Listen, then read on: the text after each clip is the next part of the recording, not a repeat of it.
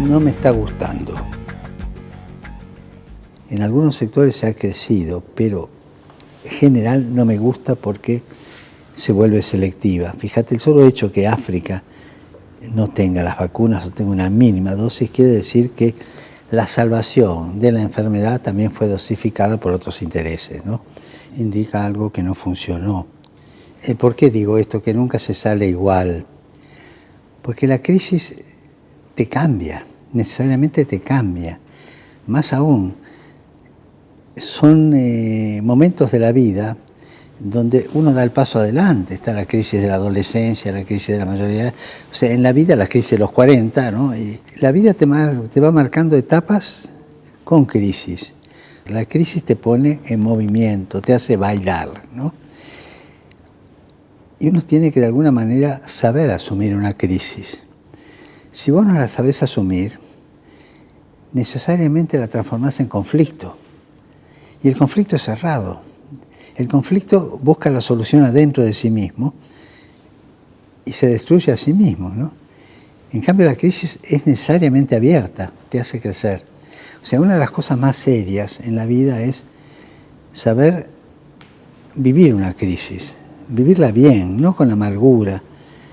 Bueno, ¿cómo la vivimos la crisis? Cada uno la vivió como pudo. Hubo héroes en esta crisis. Puedo hablar de lo que acá tenía más cercano, médicos, enfermeros, enfermeras, curas, monjas, laicos, laicas, que realmente dieron la vida. Algunos murieron. ¿Cuántos médicos murieron? Creo que en Italia murieron unos 60, 60 y algo, ¿no? Dar la vida por los demás es una de las cosas que apareció en esta crisis, ¿no? Los curas también se portaron bien, en general, la mayoría, ¿no? Porque estaban las iglesias cerradas, pero llamaban por teléfono a la gente, incluso curas jóvenes que iban a golpear puertas a los viejitos, que necesita al mercado y le hacían las compras, ¿no? O sea, la crisis te obliga a solidarizarte, porque están todos en crisis, ¿no? Y de ahí se crece.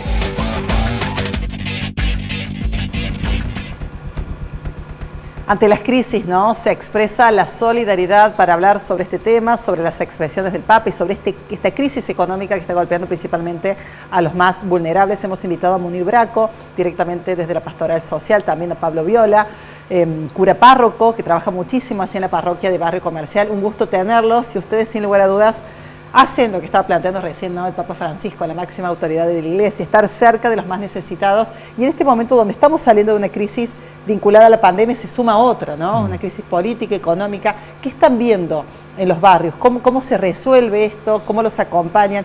¿Qué estrategias comienzan a aparecer por parte de otros vecinos que quieren ayudar? Gracias por venir. ¿Qué es lo que ustedes ven que muchos no vemos, no? No, bueno, qué sé yo, nosotros estamos, a mí me toca estar en una parroquia de la zona sur, la parroquia abarca 21 barrios, y bueno, en principio uno puede contemplar que la pandemia puso de manifiesto un montón de cosas, y sobre todo también puso de manifiesto, en algún sentido, quiénes son los que se ponen al hombro el día a día de los barrios y de los sectores populares, digamos. ¿Y quiénes son? Mirá, son los que están en el territorio, los que viven ahí, las organizaciones sociales, bueno, mucho se está cuestionando movimientos. De un sector, puntualmente las organizaciones sociales, el rol de las organizaciones sociales. Algunos dicen que si no hubiera sido por las organizaciones sociales, esto hubiera sido un verdadero caos. ¿Qué creen ustedes ante esas afirmaciones? Mirá, yo en lo personal lo que veo es que la realidad de las organizaciones sociales le da a lo que podemos llamar una crisis, como la llama Francisco, una organización, un orden, digamos, ¿no? Si no estuvieran las organizaciones sociales en este momento en el territorio, entre las que incluyo la Iglesia, ¿sí?, porque la verdad que el laburo que hacemos no es menor, por lo menos desde las parroquias que uno conoce de nuestra Córdoba y en la Argentina en general, la crisis sería mucho más caótica, mucho más compleja y mucho más difícil de encaminar, digamos, ¿no? Entonces, la presencia de las organizaciones sociales, más allá de las cuestiones ideológicas que podamos tener, de diferencias, hay que verlas con una mirada positiva, digamos, ¿no? Después podemos discutir más o menos sobre estos temas ideológicos, pero que la presencia de organizaciones sociales, de movimientos populares, de instituciones que están presentes en el territorio y de alguna manera le dan a esta crisis que estamos viviendo un cierto orden que no lo tendríamos de otro modo. Munir. Sí, comparto con Pablo lo que está expresando y creo que es así. Sin lugar a dudas, la crisis hubiese golpeado mucho más si no hubiese habido esta malla de contención de instituciones, movimientos sociales, distintos credos que estuvieron ahí al pie del cañón, tocando la situación más crítica. Y bueno, de Cáritas de Córdoba y muchísimas instituciones estuvieron allí, o sea que no hay duda que hubiese sido mucho más complejo y más dificultoso y que se generó una contención impresionante de muchos sectores. Y también esto que dice el Papa, recién estaban pasando allí en la pausa, una crisis nos expone, ¿no? Y cualquier crisis, el Papa dice así, de una crisis no se sale igual, se sale mejor o se sale peor, y que cada uno elija. ¿Sabes qué es buenísimo de esto? Que cualquier crisis de la vida existencial, personal, familiar, social, cultural, económica, hay un punto en donde uno tiene que elegir cómo salir. Yo puedo salir mejor persona o puedo salir peor.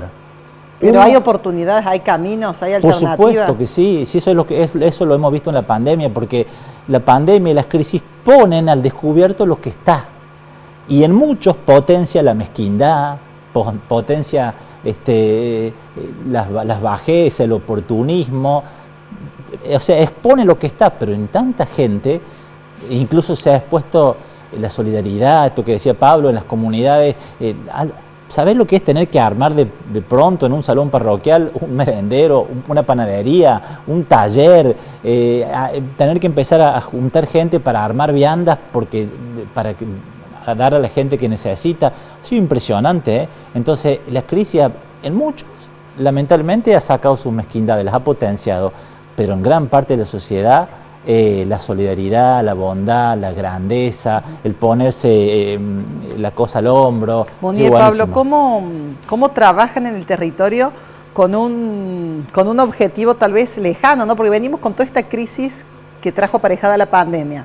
Estamos saliendo de esa crisis y aparece una crisis política con derivaciones económicas, hablamos de la inflación, hablamos de estadísticas, de números, pero hay gente que cada vez le cuesta más, el pan aumenta, un alimento esencial, es decir, una crisis que uno lo asocia a una coyuntura, pero esto más que una coyuntura ya es una cuestión estructural. ¿Cómo se trabaja con un horizonte que a veces no es el mejor? Yo digo dos cosas. Lo primero, la sensación que uno tiene en los últimos años es que la política está hablando de cosas que no son la realidad de la gente. Y la agenda de la política, y a veces también de los que estamos en instituciones religiosas y demás, se aleja bastante de lo que realmente es lo que necesita el pueblo argentino que se discuta, ¿no? Entonces, terminamos discutiendo cuestiones que tienen más que ver con la agenda de los poderosos, de corporaciones, o de los que tienen la posibilidad de sustentar y pagar campañas en pro de sus propios intereses, y no discutimos ni ponemos sobre la mesa las problemáticas de los sectores más postergados, de lo que el Papa llama las periferias.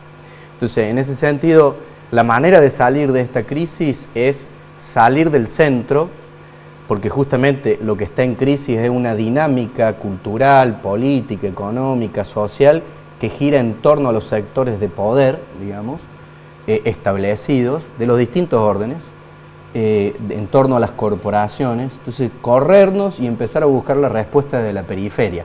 Y yo creo que eso es un poquito lo que Francisco nos invita a poner sobre la mesa a todos. Todos tenemos que empezar a pensarnos desde las periferias, ¿no? Entonces, incluso nosotros como iglesia, desde que arrancó Francisco, imagínate que nos empieza a decir, che, hay que dejar de ser autorreferenciales y hay que empezar a pensarse en salida y que empezar a pensarse desde los sectores más periféricos. Él habla de las periferias territoriales, las periferias existenciales, etcétera, ¿no? Pensarse desde ahí, y bueno, es todo un proceso que hay que poner en movimiento y que también a nosotros como iglesia nos ha desafiado y nos desafía. Pero lo importante de Francisco es que nos desafía a todos, no solamente a nosotros, y nos dice, de esta crisis se sale juntos, pero no del mismo modo. Y no salir del mismo modo significa empezar a construir una estructura, una dinámica social, política, económica, que esté pensada desde los sectores más postergados. Y de acuerdo a lo que recién me comentabas, Munir, trabajan con muchísimo esfuerzo generando espacios, comedores, panaderías, herramientas para capacitar en primeros empleos, en oficios y demás, y la realidad sigue golpeando. Cada vez más personas piden asistencia alimentaria. ¿Cómo lo resuelven en la diaria? ¿Cómo lo manejan? ¿Quiénes los asisten? ¿Quiénes los ayudan? ¿Hay vinculación con los estados? Porque el alma caritativa en un marco tan complicado, yo no sé si se agota. Mira, está muy bien lo que vos decís, porque nosotros tenemos clara conciencia de que el principal protagonista y responsable de que la gente no la pase mal es el Estado. Eso no hay duda, tiene que ser el Estado el principal. Sabemos que el Estado no llega a todos lados y muchas veces llegan las instituciones y llega la Iglesia a rincones donde el Estado no llega. ¿Cómo se hace? Con la solidaridad de la gente, ¿no? Y con el trabajo en red. En muchos barrios, Pablo allí en su barrio también, que es un barrio muy grande y populoso, esto ha sido una cosa muy buena que ha traído la pandemia, ¿no? Esta posibilidad de trabajar articulados, centros vecinales, clubes, escuelas, movimiento social, iglesia evangélica, en fin, el trabajo en red, que va de la mano de lo que viene diciendo Francisco, nadie se salva solo, ¿no? Entonces esto es muy bueno y nosotros nos gustaría que la clase política también haga lo mismo, ¿no? Que se pueda dialogar, que puedan mirar a los ojos a la gente que tanto sufre y con lo mismo que decía Pablo, uno le diría a muchos que uno ve que están preocupados por sostener el poder, preocúpense por servir a los que más necesitan y no tanto por sostener el poder. Ojalá que puedan mirar a los ojos a la gente que más sufre, ¿no? Eso le diríamos. Y bueno, lo que intentamos todo es lo que con cada granito de arena de cada día, ¿no? Con tanta bondad, con tanto esfuerzo, con tanta lucha y tanta gente que a lo mejor a veces con lo que puede, con su salud a veces no del todo óptima, con los recursos que tiene, pero pone su granito de arena, ¿no? Se debate en ámbitos políticos esta iniciativa, ¿no? Desde el kirchnerismo puntualmente de incorporar, implementar un salario básico universal. ¿Ustedes qué opinan sobre esta posibilidad, sobre esta ayuda? Y muchas veces cuando se hablan de ayudas estatales, aparece una crítica fundada o infundada de por qué no trabajan. Y yo me pregunto automáticamente, ¿a dónde van a trabajar? Si no hay apuestas, no hay inversiones. ¿Cuál es su mirada a partir de las posibilidades de empleo que hay en Córdoba? Vamos a ir a lo más real, al contacto que tienen ustedes con sus fieles. ¿Qué pasa con el trabajo? ¿Es solo la economía popular, que es el trabajo precarizado, que es la changa? ¿Hay alternativas? Porque se critica mucho el que recibe el plan, pero ¿hay un plan B para esa gente? Está claro que lo que dignifica a la persona es el trabajo. Está claro que la posibilidad que debieran tener todos es un trabajo digno, como dice el Papa, las 3 T, tierra, techo y trabajo. También es claro que no están las posibilidades hoy por hoy para que todos puedan acceder a eso, ¿no? Como también hablamos al comienzo, es una crisis estructural. El país se ha venido empobreciendo de hace décadas y lo más triste es que con los recursos que tenemos, con las posibilidades tremendas que tiene nuestro país, cada vez nos vamos empobreciendo más y también la desocupación crece, ¿no? Entonces no es tan fácil, porque además el índice para alcanzar la canasta básica se necesitan 100.000 pesos. 110.000. 110.000 ahora aumentado, más. Sí. Entonces, claro, hay que juntarse esa plata, ¿no? Hay mucha gente que llega a nosotros, que trabaja muchas horas, pero que no llega. Hay gente que está eligiendo una comida al día, ¿no? Bueno, hoy comentábamos en la crónica, ¿no? Se actualizó el valor del pan. Cuando te aumenta el pan, cuando te aumenta la polenta, cuando te aumentan los fideos, ¿qué alternativa tenés? Porque vos reemplazás esa comida y decís, bueno, un tecito, un poquito de pan, pero ya ni eso. Sí, yo, mira, yo creo que la economía popular, más allá de la changa, que es una realidad, tiene un potencial al que hay que prestarle atención. Y la gran pregunta que nos hacemos todos es cómo transformar trabajo en empleo, digamos, ¿no? Ese es lo del salario universal, es un planteo que también el Papa lo viene haciendo. como acogiendo un poquito lo que se viene planteando de los movimientos populares. Y a mí me parece que la creatividad aparece cuando dejamos de pensar desde el centro, ¿no? Cuando empezamos a pensar desde la periferia, vuelvo a insistir en este concepto porque ¿Cómo me lo interesa bajas que eso de quede. la periferia? ¿Desde dónde sería? Con la gente. Desde la gente. Con la gente. Al margen de los Obviamente organismos. que el salario, si uno dice que es salario, entonces no es una ayuda. O sea, no es una ayuda, es un salario. Eso deberá ser como una contraprestación, pero asegurada, digamos, ¿no? Entonces, habrá que discutirlo de qué manera. Pero es necesario. Yo creo que es una alternativa para considerar. Obviamente que uno también no desconocemos la realidad económica de la Argentina. A mí me parece que hay cuestiones que se resuelven con decisión política. Estas 3 T de las que hablaba Munir recién, me parece que son un camino: tierra, techo, trabajo. Claramente encarar ese camino significa tocar intereses, porque la tierra a veces está en pocas manos, ¿no? Está como monopolizada, ¿no? Con algunos solemos discutir o charlar sobre la ausencia que ha habido últimamente de planes de vivienda, ¿no? Me parece que hay decisiones que hay que tomar, y la cuestión del salario será cómo realmente ese salario se traduce en términos de empleo, digamos, ¿no? O de trabajo, digamos, ¿no? Me parece que si el enfoque es que el salario es una ayuda, estamos enfocándolo mal. De si entrada. es un salario, tiene que ser a cambio de un trabajo, y yo creo que en esa clave es como se viene planteando. Y si es así, me parece que hay una creatividad muy fuerte, hay una potencia muy grande en los sectores populares que habilitaría eso, digamos, ¿no? Entonces, es cuestión de dejar de pensar desde el centro, ¿no? Obviamente que si uno piensa desde los sectores más acomodados, uno dice, acá no hay alternativa, porque no hay trabajo para todos, hay trabajo para unos pocos, ¿no? Eso es pensar desde el centro, ¿no? Eso es pensar desde el centro. Cuando uno empieza a pensar desde la periferia, desde los barrios populares, de los sectores populares, se pone en contacto con eso, empieza a trabajar desde ahí, empieza a aparecer la creatividad de decir, che, párate, sí hay trabajo hay un montón para Claro, y hay hacer. estructuras armadas desde esa periferia que vos estás planteando, ¿no? Es cuestión de acercarse, conocer cómo funcionan y apoyar. Por otro lado, pensaba, recién mencionaste el tema emocional. Ustedes desde la iglesia, además de todo lo que hacen, ¿no?, en el territorio, ¿cómo comunican optimismo? ¿Cómo comunican esperanza? ¿Cómo contienen a un hombre que no llega a fin de mes, a un padre de familia, a una mujer responsable de la casa, que no tiene laburo, que lo poco que tenía que le alcanzaba para comprar X cantidad de comida, un día después, porque es un día después, ya no le alcanza? ¿Cómo se brinda ese mensaje de amor, de tranquilidad, cuando la realidad es complicada? La realidad está a la vista como es, y es verdad que mucha gente llega golpeada, con mucho sufrimiento.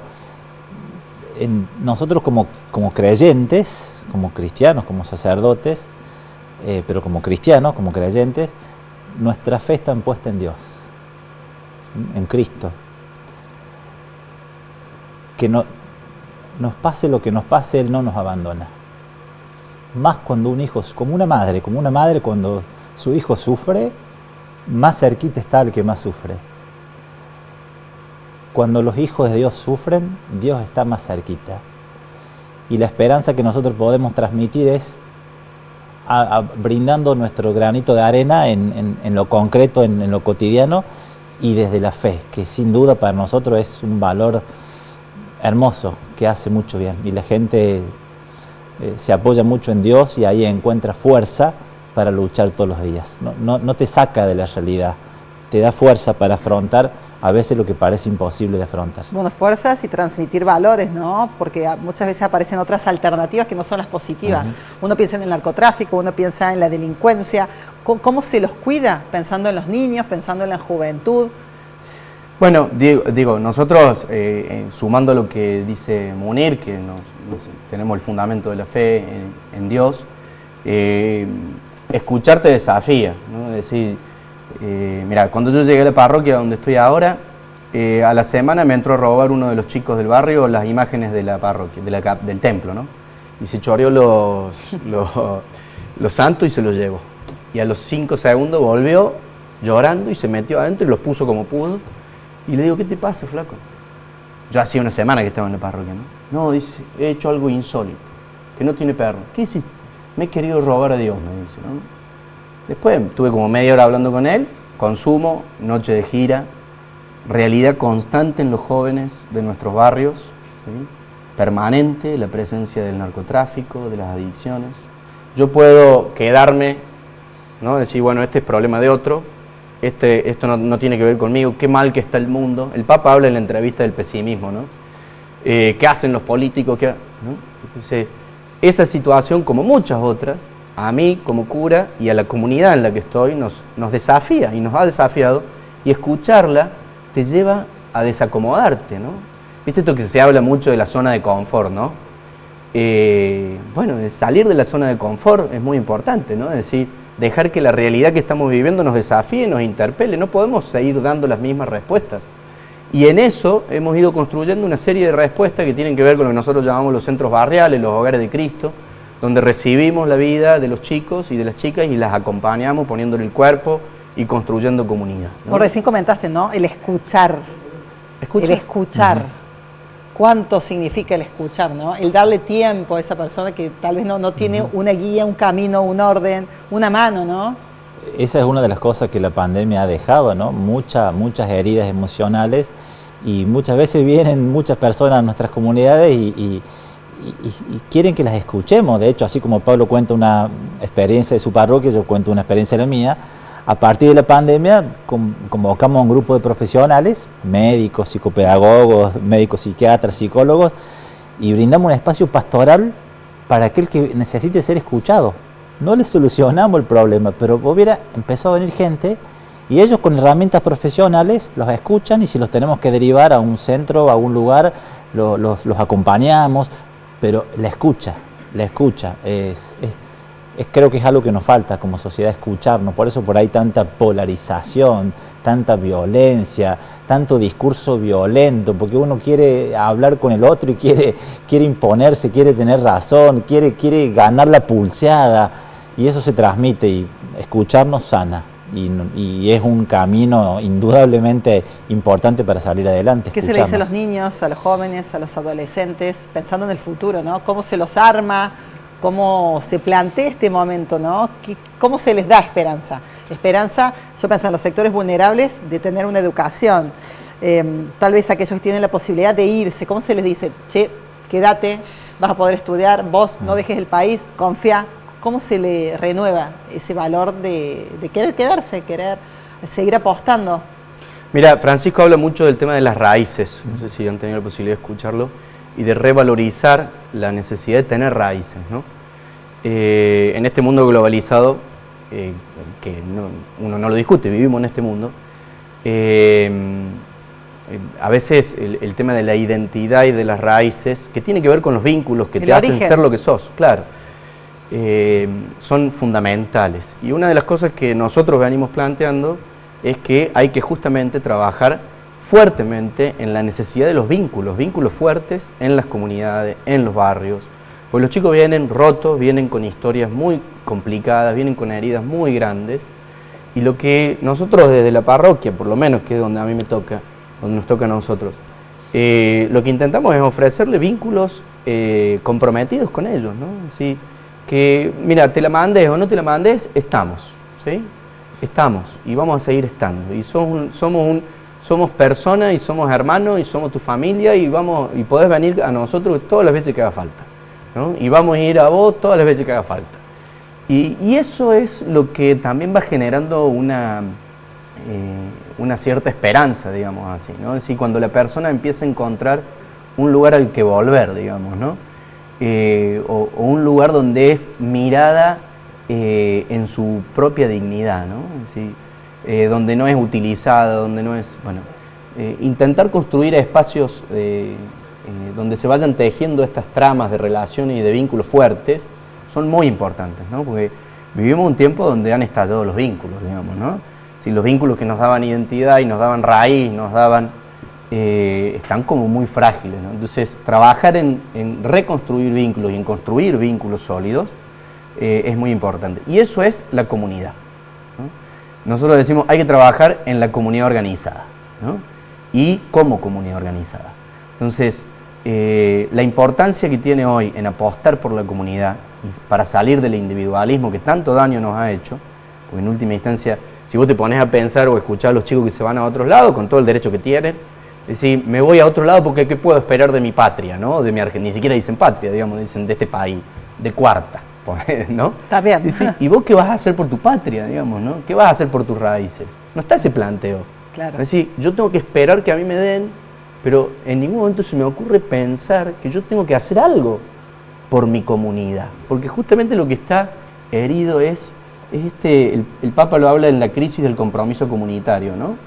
Es decir, cuando habla en Evangelii Gaudium, en la primera carta que saca el Papa, escrita por él, se llama La alegría del Evangelio, ¿no? Ahí él dice, vivimos en la época de la crisis del compromiso comunitario, ¿no? ¿Qué es esto, no? La pérdida de raíces. Hay que trabajar en eso. Si no cambiar recuperamos la perspectiva, comunidad, ¿no? Sí. Cambiar, accionar, no quejarnos. Sí. No irnos, no abandonar el espacio, el territorio, el país, lo que sea, sino tratar de encontrar alguna alternativa, que las debemos tener, ¿no? Sí, nosotros creemos que bueno, que cada uno, y lo vemos, ¿no? Cuánta gente que se brinda, que se juega, que brinda lo mejor, que quiere lo mejor para sus hijos, y bueno, frente a la queja, intentarlo. Munir, Pablo, muchísimas gracias por venir, gracias por sumarse a esta redacción abierta, ¿eh? Gracias por la invitación a ustedes. Gracias. Llegamos al final de esta redacción abierta. Nos vamos a un pequeñito corte, ya volvemos con más.